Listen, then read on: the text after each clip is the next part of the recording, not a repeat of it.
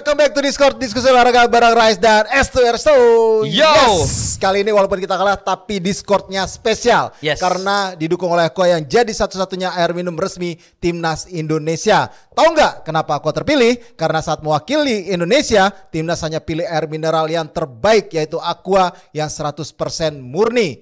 Timnas tuh hanya pilih air mineral yang terbaik ya Mas Esa? Ya, Aqua yang 100% murni, saatnya kita berikan dukungan 100% untuk Indonesia Is. Sebelum kita bahas review pertandingan Timnas Indonesia melawan Jepang, baiknya kita Aqua dulu. Oke, biar seger. Biar nggak lemes. Iya.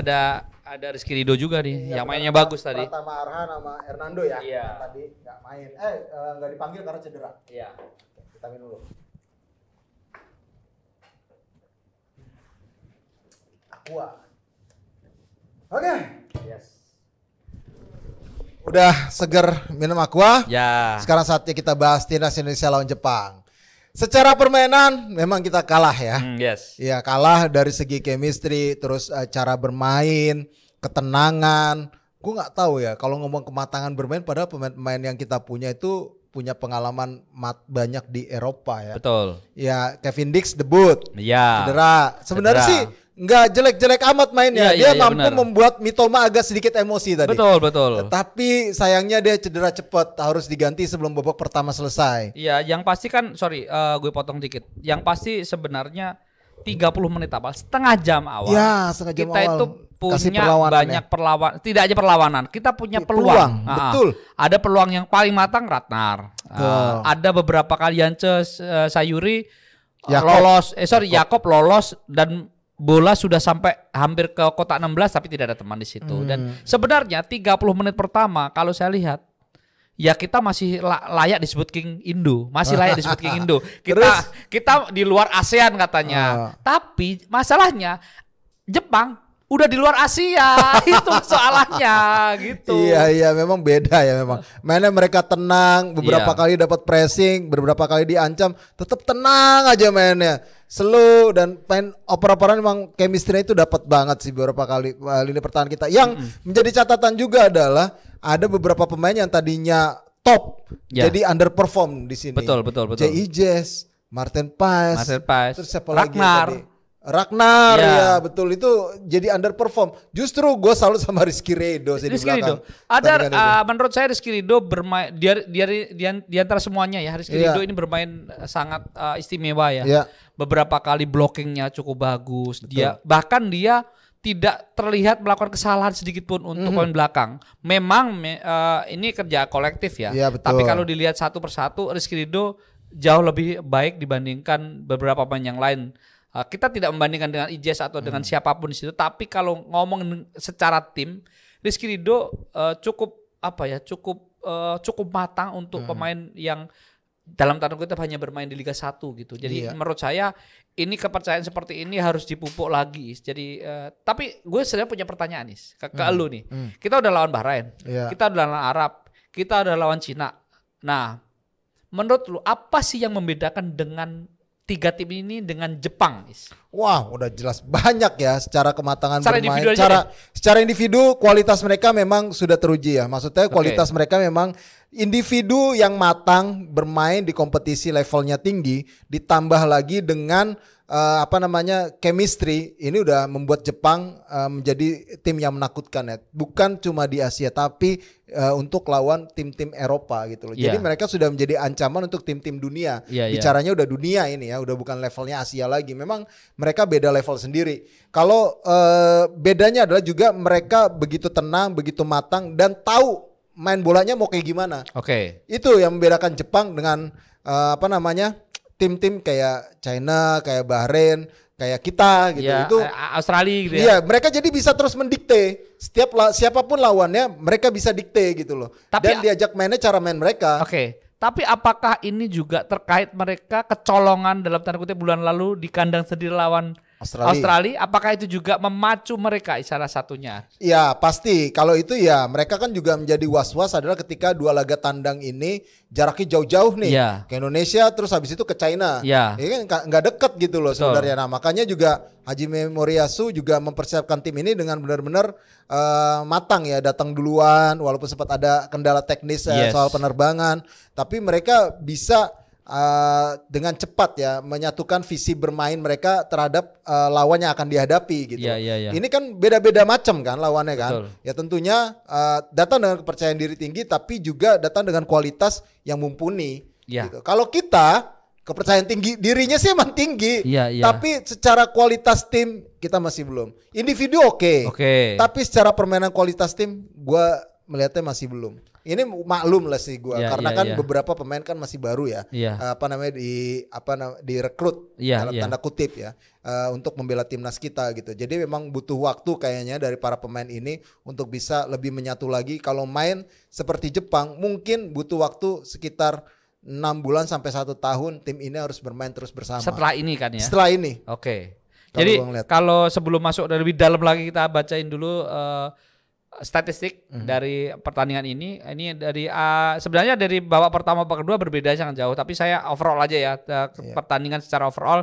Di pertandingan ini tuh ball possession kita 33 berbanding 67.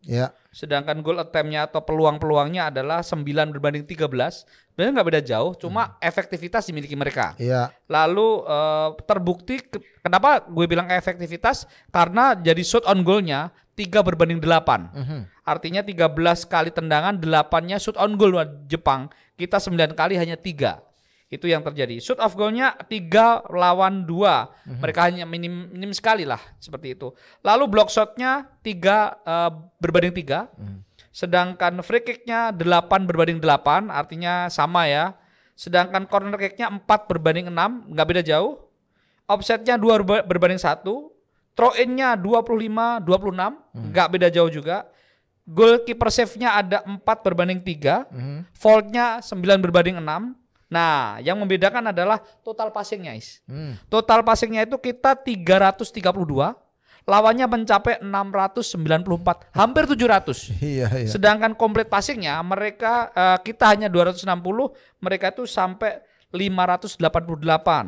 Untuk clearance complete-nya ada 24 berbanding 13, karena kita memang terserang terus. Sedangkan intercept-nya kita 14, mereka 10. Itu sih yang catatan dari statistik di pertandingan ini. 2 kali lipat lah ya bedanya. Emang terlihat ya bagaimana chemistry itu memang sudah terbentuk sangat luar biasa dari para pemain timnas Jepang, berbeda dengan kita ya. Jadi makanya seperti yang tadi gue bilang, kita masih butuh waktu lagi untuk menyatukan para pemain ini. Individunya kualitasnya sama, mungkin hampir sama lah ya, karena level kompetisinya kan hampir sama. Beberapa pemain ya, yang kita ya, tapi nggak apple nggak 11-11-nya gitu. Lalu beberapa pemain kita kan sebenarnya kualitasnya sama levelnya dengan para pemain Jepang gitu. Jadi memang butuh waktu. Makanya tadi gue bilang kayaknya butuh waktu lagi sekitar 6 bulan sampai 1 tahun terus main bareng ini tim bersama ya dalam TC. Ya nggak mungkin kan TC jangka panjang gitu. Maksudnya di setiap TC ini kumpul terus bermain lagi, agar butuh matangnya tuh ya sekitar segitulah. Kalau mau nyamain level mainnya kayak Jepang,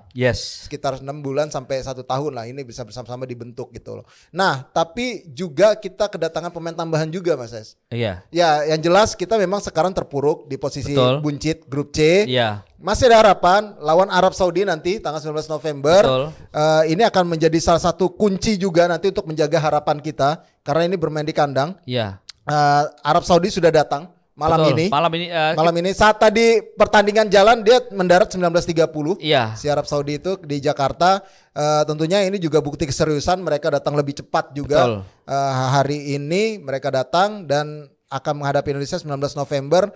Tidak mudah juga. Walaupun kita bisa sempat unggul cepet ya waktu di Arab ya. Waktu di Arab bisa nahan 2-2. Tapi catatannya adalah jangan memandang Arab seperti pertandingan pertama. Iya betul, pelatihnya beda juga. Pelatihnya beda, tapi ini pelatih lama. Secara chemistry ini lebih nyangkut lebih bisa diharapkan dibandingkan Mancini. Karena ini pelatih ini sebelumnya sudah cukup lama pegang tim ini. Yang ngalahin Argentina ini pelatihnya. Dianggap gagal di Piala Dunia lalu diganti Mancini, ternyata Mancini hanya sebentar dan diganti dia lagi, dan ini sebenarnya jadi warning Betul. Karena dengan 3 hari ke depan secara mental kita kebobolan 4 gol.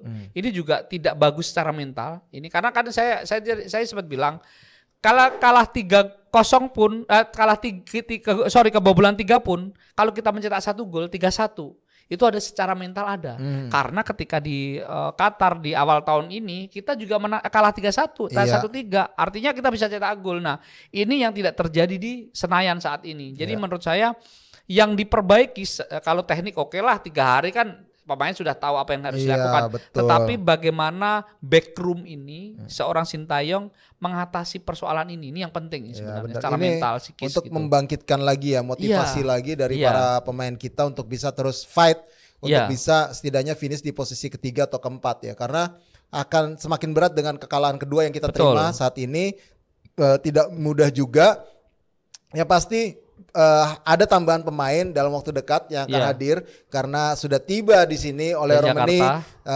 Kayaknya udah tes kesehatan apa segala macam. Plus juga ada Mauro Gistra juga, pemain muda dari FC Volendam, striker juga, dia umurnya 20. Betul. Gue nggak tahu apakah nanti dia masih bisa atau cukup umur untuk bisa memperkuat timnas U20 di Piala Asia, atau dia memang diproyeksikan juga menjadi salah satu stok striker kita di timnas senior bersama dengan Ole Romani. Tapi yang pasti gini, kita kalah 0-4 dari Jepang, kita hanya punya waktu 3 hari untuk bersiap lagi melawan Arab Saudi. Arab Saudi sendiri bermain imbang ya kemarin ya. Ketika di Australia imbang, dan kita seharusnya segera bangkit karena masih ada harapan itu tadi. Tapi gini, kalau boleh menilai STY, saya kok hari ini menilai agak-agak sedikit membosankan ya, sedikit membosankan secara permainan gitu, membosankan secara permainan. Nah, ini menurut saya juga harus diantisipasi atau diperbaiki di kedepannya. Kalau menurut lu gimana, Is? Sama sih. Berarti nanti judulnya STY membosankan secara permainan ya? Gak apa-apa kan? Ya gak apa-apa lah.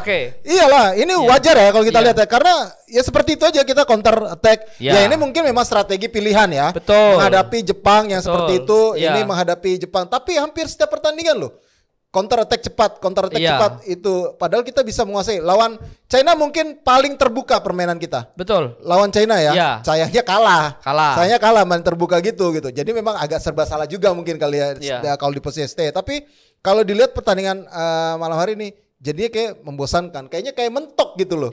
ST ya. Kalau gue menilai gini, mempercayai pemain dengan pemain tadi di babak kedua, terlepas di babak kedua sudah ketinggalan dan lebih lepas sebenarnya karena udah kalah banyak nih. Witan main dengan masuk, Marcelino masuk, itu menurut gue pemain-pemain ini layak dicoba dari awal. Karena gini, ini belajar dari sebelumnya, ketika terlepas kita lawannya sebelumnya tidak sebagus Jepang ya mungkin ya. Ketika SCY berani memainkan Malik Rizaldi, terlepas Malik Rizaldi juga sekarang tidak bisa main karena cedera. Itu keberanian ketika di Bahrain maupun di Cina. Itu di Cina kan mainnya bentar doang. Di Bahrain terutama ya, Malik Rizaldi mencoba pemain seperti itu menurut saya salah satu pilihan juga, Is. Iya, gitu. Jadi kan pilihan pemain banyak nih. Tadi Yakob ya yang bermain ya. Yakob bermain, Sayuri bermain sangat baik. Walaupun memang tidak istimewa, tapi menurut saya baik. Di babak pertama, berapa kali dia bisa lolos sampai hampir kotak 16, tetapi bola kebelakangin lagi karena di depan tidak ada temannya. Iya, supportnya kurang. Kurang ini menurut saya ini juga nilai plus buat Sayuri. Sekali lagi, ini bukan mengotakkan pemain diaspora, pemain yang bukan, tapi maksudnya pilihan itu banyak nih sekarang nih. Tambah tadi Ole sama Zilstra, kalau nanti masuk pilihan tambah banyak lagi. Tapi justru pilihan banyak juga menambah pusing pelatih sebenarnya kan gitu. Nah, ini menurut saya harus kedepannya harus agak berani juga gitu melakukan, nggak usah eksperimen yang ekstrim gitu. Tapi ya ada pemain yang dia mungkin bisa nih gitu. Mungkin ya ini saran ya. Tapi memang ya seperti yang gue bilang tadi sih, nggak mudah menyatukan pemain-pemain yang baru dalam tanda kutip direkrut ya untuk bisa seklop itu ya mainnya ya. Oke, beberapa momen kita mampu bisa mendominasi, bisa memberikan ancaman, tapi nggak lama sifatnya gitu loh. Sifatnya temporer, nggak seperti Jepang gitu konsisten terus, dia bisa ngatur ritme segala macem. Ya ini yang menjadi catatan juga buat ST, bagaimana lebih cepat memadukan para pemain ini. Gitu, nggak mudah, tapi taktikalnya ya itu kalau gue bilang ya udah begitu aja ST taktiknya. Apakah hari ini tidak baiknya atau kurang bagusnya JJ juga terpengaruh dari strategi itu atau seperti apa? Enggak sih kalau gue ini lebih lagi off day aja sih JJ. Off day ya. Martin Paes juga kesalahan dia kan. Lagi off day aja sih JJ sama Martin Paes kalau gue lihat ya. Di pertandingan kali ini entah kenapa mereka jadi off day gitu. Justru Rizky Ridho yang gue salut banget, dia konsisten dan tampil menurut gue paling bagus di pertandingan malam hari ini untuk timnas Indonesia. Yes. Berharap mudah-mudahan bisa menang lawan Arab. Iya. Ada harapan karena secara track record ya, walaupun kita kayaknya belum pernah menang lawan Arab Saudi deh. Iya. Belum pernah menang lawan Arab Saudi, tapi melihat performa kita di Arab, masih bisa kita untuk bisa mencuri kemenangan. Masih ada harapan lawan Arab ya. Dengan pemain mereka yang di bawah 27 pemain itu hanya 3 yang bermain di luar negeri. Yang satu si Saud Abdul Hamid itu yang bermain di AS Roma, sisanya 2 main di Belgia, di Beerschot. Nah jadi memang Arab ini sebenarnya kalau gue bilang mereka juga nggak serem-serem amat sebenarnya. Iya betul. Nggak serem-serem amat walaupun langganan Piala Dunia ya, tapi nggak menakutkan banget kayak Jepang sih sebenarnya. Dan kualitas. Sekali lagi Arab kita tahan di sana. Perbedaannya adalah di pelatih aja. Iya. Dia pelatih yang menurut saya pelatih yang sekarang yang pelatih lama mungkin akan lebih disiplin. Satu lebih disiplin dan lebih paham sebenarnya dibandingkan Mancini yang memang baru beberapa bulan menangani tim ini. Iya gitu. Betul. Kita berharap mudah-mudahan timnas kita bisa meraih hasil positif. Mudah-mudahan bisa menang lah lawan Arab karena itu akan menjadi pelecut semangat lagi. Betul. Untuk menjaga harapan. Sekarang ini poinnya ketat banget kecuali Jepang yang udah melesat ya. Iya. Jadi memang sangat luar biasa. Jepang udah 13, sisanya di bawahnya tuh poinnya masih 6. Ya. Bahrain 5, kita 3 dan kita 3. Betul. Cina nih gara-gara menang lawan Bahrain kemarin menit akhir golnya bisa injury time. Gokil juga tuh China tuh. Ya yang pasti ini persaingan di grup C masih ketat banget. Jadi masih ada harapan untuk bisa berada di posisi ketiga dan keempat. Jangan menyerah dan jangan lelah dukung timnas seperti aku yang terus 100% dukung timnas Indonesia. Yes. Oke, kalau kalian ada komentar silakan disampaikan di kolom komen. Gue nggak tahu lagi apa tadi omongan gue bisa diterima sama kalian. Pasti ada pro kontra omongan kita tadi. Silakan berkomentar. Yang pasti berkomentar harus objektif. Tidak menyerang secara sara dan lain sebagainya, body shaming dan lain sebagainya. Itu menurut saya fair. Karena ini sepak bola permainan. Dan ini semoga juga jadi motivasi bagi timnas juga. Iya benar. Jadi judulnya itu. Oke. Lumayan lah, bisa lah ya. Iya. Pasti rame ini udah. Gak tau lah gue. Gue mohon maaf aja dulu, tapi itu adalah pendapat gue. Iya. Dan pendapat Esto. Kalau pendapat kalian silakan sampaikan di kolom komentar. Silakan. Tapi sekali lagi ya, kita tidak pernah bicara anti. Iya betul. Gue nggak anti STY maksudnya. Tapi memang fair aja gitu. Iya. Kita tidak pernah bicara anti, tapi kita bicara mencoba menjadi orang yang objektif dengan keadaan ya gitu. Mencoba objektif aja. Tadi kan kita udah jelasin ya memang butuh waktu apa segala macam, tapi secara taktikal gue masih tetap bilang ini membosankan. Betul. Itu aja. Oke. Dengan demikian gue Rasetnan, jangan lupa untuk follow sosial media dari Skor Indonesia, baik itu di X, kemudian di TikTok, di Instagram, di Facebook. Jangan lupa juga terus subscribe channel YouTube-nya Skor Indonesia. Kita juga masih ada di apa? Kita ada di Noise. Dan kalau teman-teman butuh catatan-catatan atau laporan-laporan menarik termasuk siapa man of the match di pertandingan Indonesia melawan Jepang plus rating pemainnya ada di skor.id. Oke, dengan demikian gue Rasetnan, Resto. Sampai jumpa lagi.